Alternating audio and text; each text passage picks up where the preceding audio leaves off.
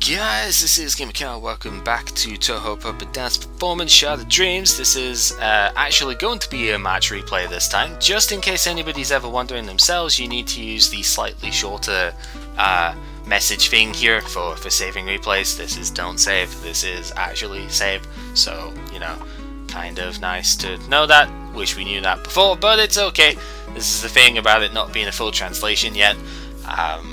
Actually, about that, if anybody can do translation stuff for the story and whatnot, then hop on to Discord or the forums. I'll link the forums in the description, and, you know, lend a hand, because they're kind of struggling to do that at the moment. Anyway, we are going to be seeing the game between me and Ross. This is the second match that we ever played out of 3 so far, and we're using entirely different teams. I am using a Genbu sort of hybrid team, like Trick Room stuff, and Ross is using a Bind Trap themed team, which is kind of good for me because, you know, Genbu sort of reverses the speed, and I don't really care about Bind Trap, so that's pretty good. However, his team has got a lot of stuff that I'm not too keen on. Sega is pretty great with flat speed to null priority, so I can't really hit her with like sneaking or swallow cut from my team.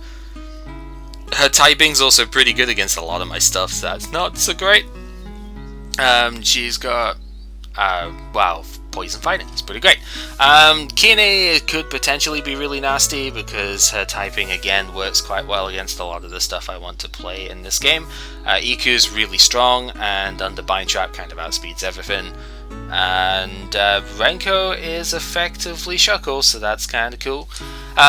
There's a lot of puppets that have learned Genbu over the transition from the base game. There's a lot of new puppets that have got like all the sort of support moves, and Lunasa is probably the best one to set it up here. With slow tempo, she always goes second even when Genbu's in effect, and she has changelings, so you can set Genbu up and then switch out to something else. It's the only puppet in the game that can do that, so very nice. And then we've got a couple of new gimmicks that we'll explain as we go along. So I kind of forgot a little bit on Tokiko here, on my lead, as we see her. Kind of forgot exactly which defense she was better in. If I'd have realized she was heavier on the focus defense, I might have checked it actually, but I should have realized sooner that this was choice locked, because that did way too much damage for a neutral hit there. I know Force Hammer is basically Volt Tackle, so it's 120 base power, but my god, that did a ton of damage. I didn't really have anything to switch into it either. I have my Kaguya, but Kaguya is not defensively invested, it's just max HP. So, and she doesn't even have healing power on this team because she has a new ability, which is a spread version of Guts. So she has that instead. And unfortunately that gets invalidated as soon as the Renko comes in. Renko is super good, by the way.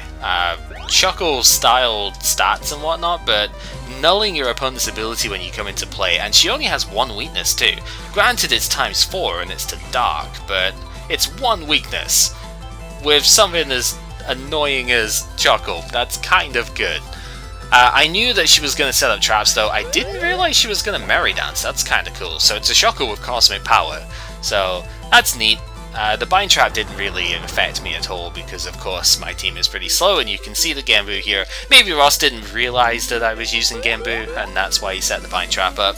The Stealth Trap coming down here is fine. I wanted to get the Will-O-Wisp off to sort of force Renko's hand a bit here. Being a Shuckle, she doesn't really have reliable healing outside of Continue, or Rest, obviously. And if she has it, then I wanted to make her use that later on. I'm not entirely sure why Stealth Trap was used instead of Merry Dance here. I mean, the crit kind of went straight through the defense buff here, so I did a lot more damage than I should have, but oh well.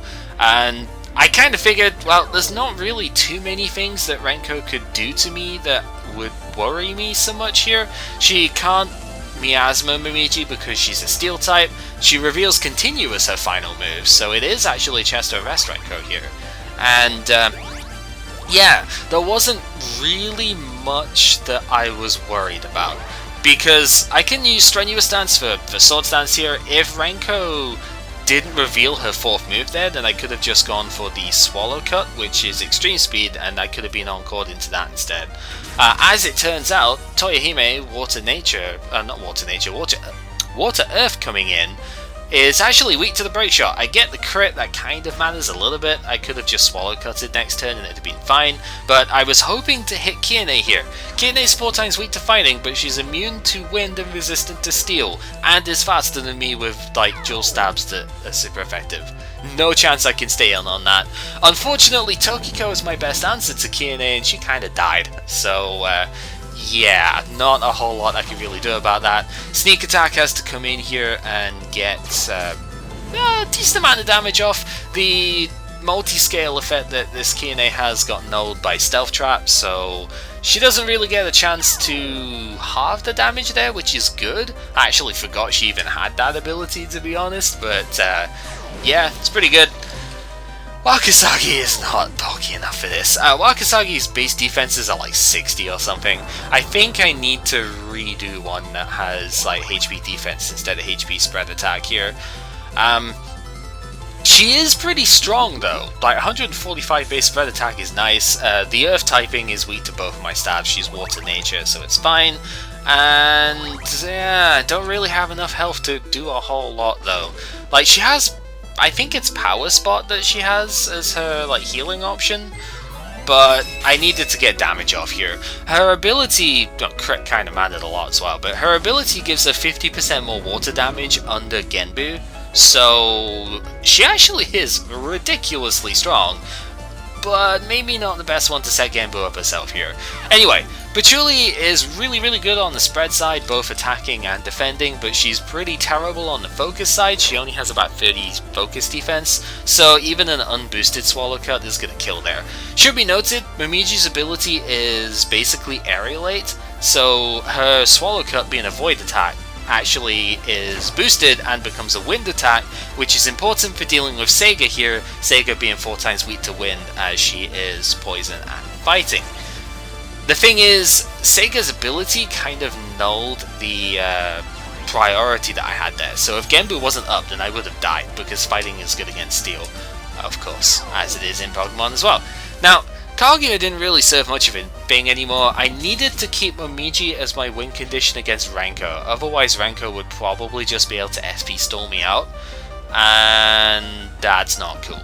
So Kaguya does nothing against Renko, and she's only really a sacrificial lamb against Iku here. I kind of realised that Iku was choice locked after seeing the waterfall drop there, so I was like, well, that's fine because Stealth Trap makes her kind of useless against everyone else now, and I can Will-O-Wisp and get the burn against the Renko, force her to use continue at some stage, and basically stop her from Merry Dancing 6 times.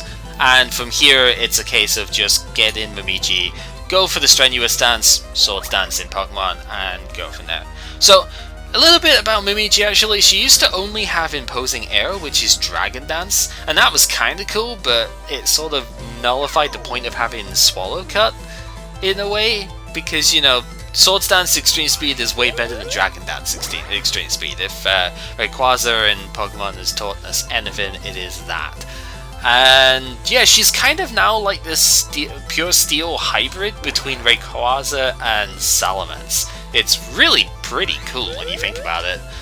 She's got the extreme speed of Rayquaza and Swords Dance from Rayquaza, but she's got the aerialate and you know, steel attack stuff from dear friend Salamence. That's really cool. But yeah, this game is basically done. There's no way that Iku can survive the Swallow Cut when she comes back in, and Renko cannot actually do any damage to me, so the game is set.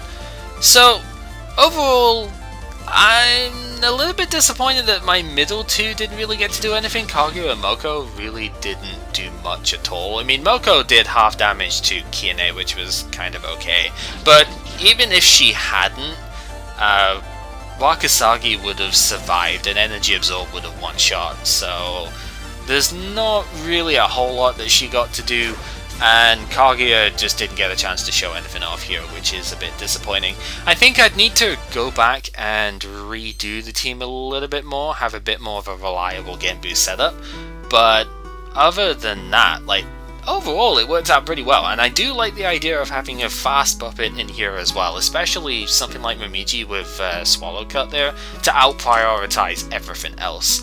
It's, I honestly think it's the better sort of way to try and make these teams types. Just maybe with a little bit more defensive balance, I don't know. Anyway, good game to Ross there. Thank you very much for watching yourselves, and hopefully at some point I can set a semi-regular stream day for this, maybe even if it's every like couple of weeks or so. Depends what happens when Sun and Moon comes out, but for now, let's just enjoy it while we can. So, this has been Game Account showing off a replay in Toho Puppet Dance Performance, and until next time, take care.